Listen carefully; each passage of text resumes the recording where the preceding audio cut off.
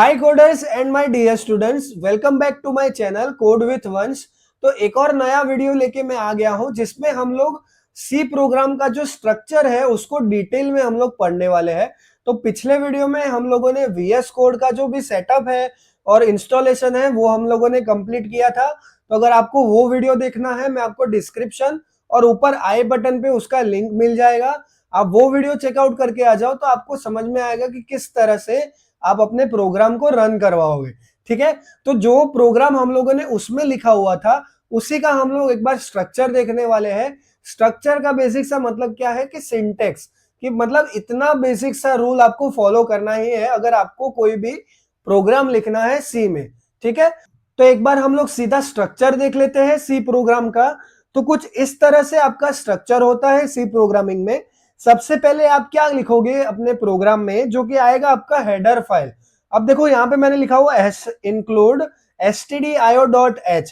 अब ये जो हैश इंक्लूड है उसका सिंपल सा मतलब क्या है कि आप अपने प्रोग्राम में कोई हेडर फाइल को इंक्लूड करवा रहे हो। इंक्लूड का मतलब आप उसमें ऐड कर रहे हो अपने प्रोग्राम में। ठीक है, तो मैंने क्या किया, stdio.h करके एक जो हेडर फाइल होती है उसको मैंने अपने प्रोग्राम में इंक्लूड कर लिया है। अब जो stdio.h जो भी लाइब्रेरी है उसके अंदर मेरे कुछ फंक्शंस आते हैं जो मैं आपको नेक्स्ट वीडियोस में बताऊंगा, लेकिन अभी के लिए एक ब्रीफ दे देता हूं कि किस तरह से फंक्शंस आते हैं उसमें। तो stdio.h आप क्यों इंक्लूड करते हो, क्योंकि आप printf और जो scanf नाम का जो फंक्शन है उसको आप यूज कर पाओ। तो बेसिकली आपका जो stdio.h जो हेडर फाइल है उसके अंदर scanf printf जैसे फंक्शंस होते हैं। ठीक है, कहने का मतलब ये हुआ। उसके बाद देखो आपका इंट मेन, ये मैंने लिखा हुआ था प्रोग्राम में, अगर आपको याद हो तो मैंने यहाँ पे इंट मेन लिखा हुआ है। वो क्या है, मेरा मेन फंक्शन है। अब मेन फंक्शन क्या होता है वो मैं अभी आपको नेक्स्ट स्लाइड में बताऊंगा।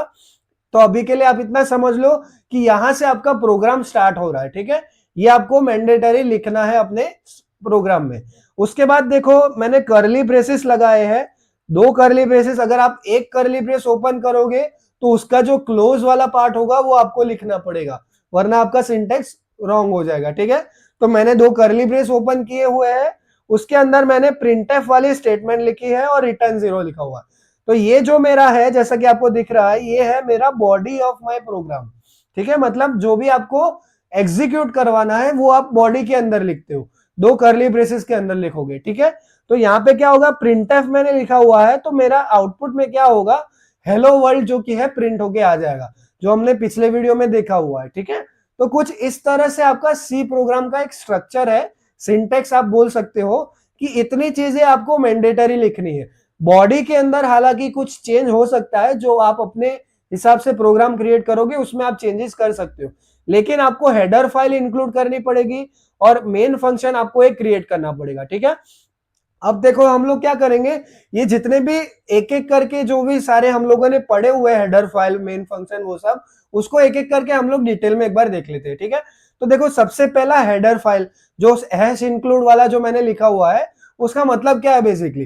तो सबसे पहले हैश इंक्लूड, जैसा कि मैंने आपको बोला था, एक प्री प्रोसेसर डायरेक्टिव है। उसका मतलब क्या है कि सिंपल आप ये हेडर फाइल को इंक्लूड करवा रहे हो अपने प्रोग्राम में।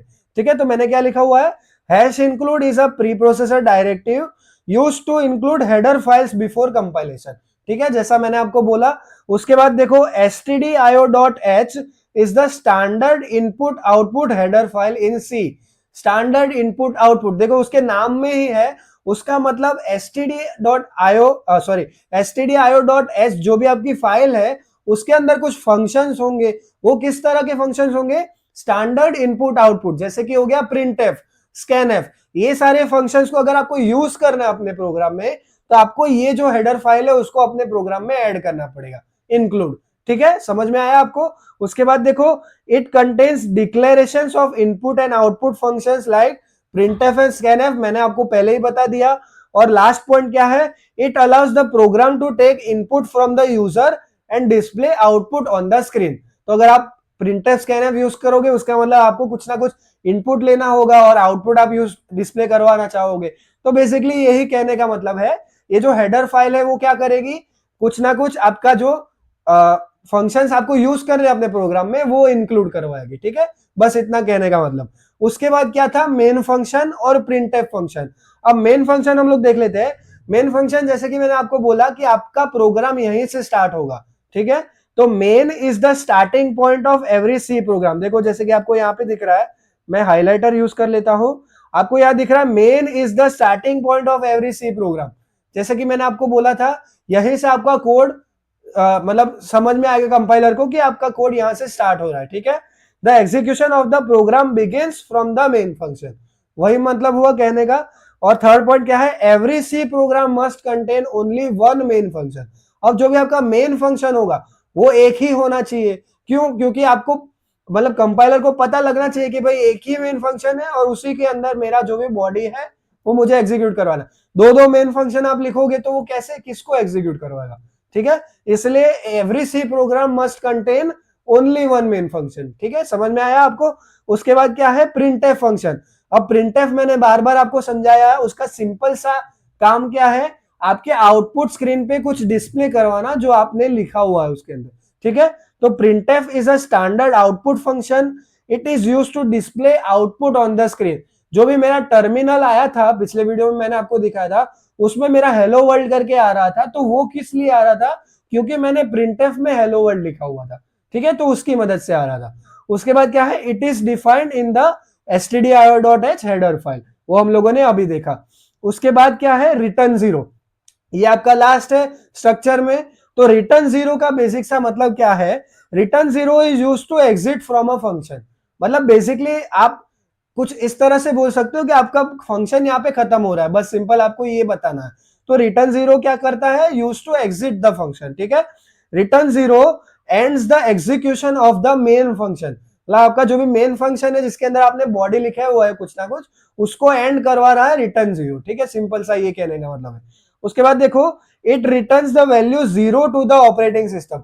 मतलब क्या कहने का कि ये अपने ऑपरेटिंग सिस्टम को जीरो वाली वैल्यू दे रहा है। जीरो का मतलब कि सक्सेसफुली आपका कोड हो चुका है, मतलब कोई एरर नहीं आई है, सिंपल आप इतना समझ सकते हो।